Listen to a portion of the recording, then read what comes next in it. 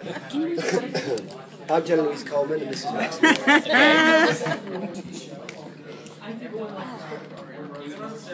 This session is going to be a little shorter because we're running out of time. So short and sweet, we can do it. Do we, I mean, does it make more sense to swap then? Or is it alright? Fine. Okay. I don't mind doing these on our own if it's easier. Okay, how are you? Good, how are you? I'm really well, thanks. How's treating you, the company? We're having a great time, man. Great time. Yeah. You're from Mexico, man. I don't think I've ever had anyone from Mexico. Come over. Welcome. Thank you. So, what do you see as the arc of your doctor when this is all over? Because it seemed like Eccleston's was redemption, Tennant's was sort of loss. What do you see that your story as the doctor sort of was, the theme? Lunacy, madman in a box. You know, it was. I hope he sort of came in with a sort of a crash and a wallop and a wham, and I think he'll probably go out in the same way. I mean, I don't know what Stephen's going to write. It's very difficult to sort of articulate the whole journey in one sentence, but I don't know really. I don't know. I haven't thought about that. It's not a question that I really ask. Yeah. I was thinking about it now, but it's not. Now to haunt you. Yeah. There's a tradition with the White House here, with the presidency. Between presidents, they leave one little letter note for each other as they exit office. Right.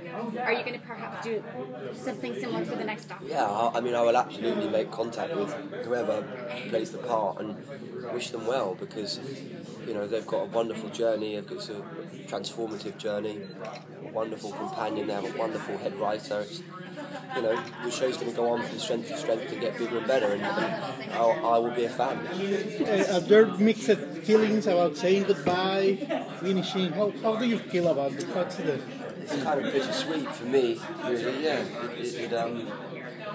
it's I know it's time to go, but also it's a show I love making, and I have great friends, and it's been a wonderful experience for me and my family. So it's something that I'll miss terribly.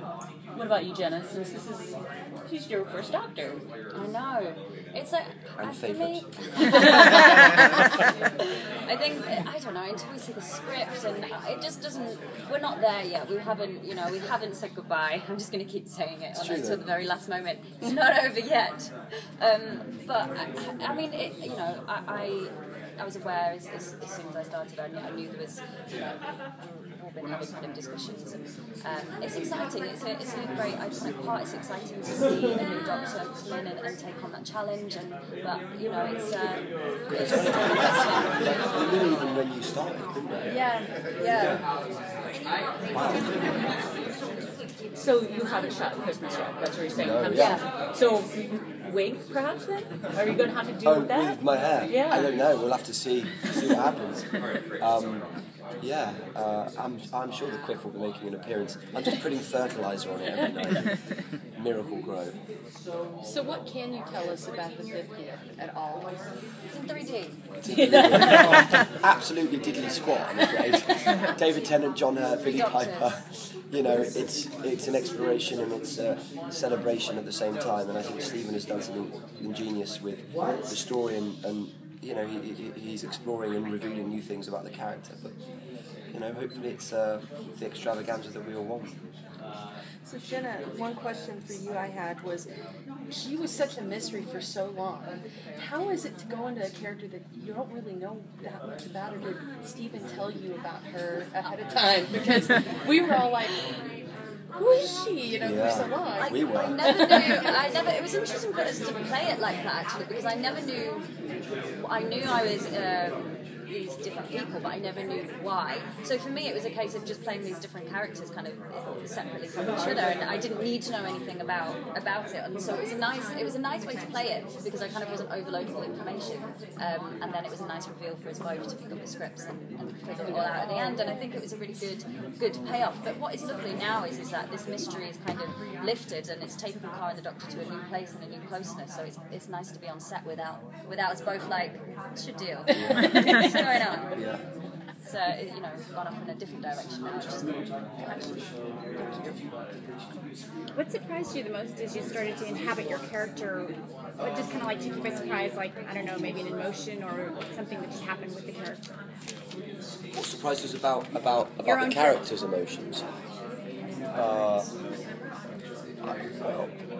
it's just, you know, every week where you're saving each other's lives and Yeah. you're going through these kind of these adventures together. So it's, The stakes are always pretty high. yeah, that's it. The stakes are always, because it's funny, you meet one monster or one villain, and you've kind of done it 2 weeks before, but that's it. Every story is kind of the self-contained adventure, so that's it. The stakes are always high with everything. And energy, the amount of energy actually. Yeah, that is required. Because like you say, everything's, you know, you're always, it's funny, we've got It's always the end of stances, the haven't world, we? yeah. Because that's the thing with Doctor Who is that you're always looking that way or that way, you're ready to go. Yeah.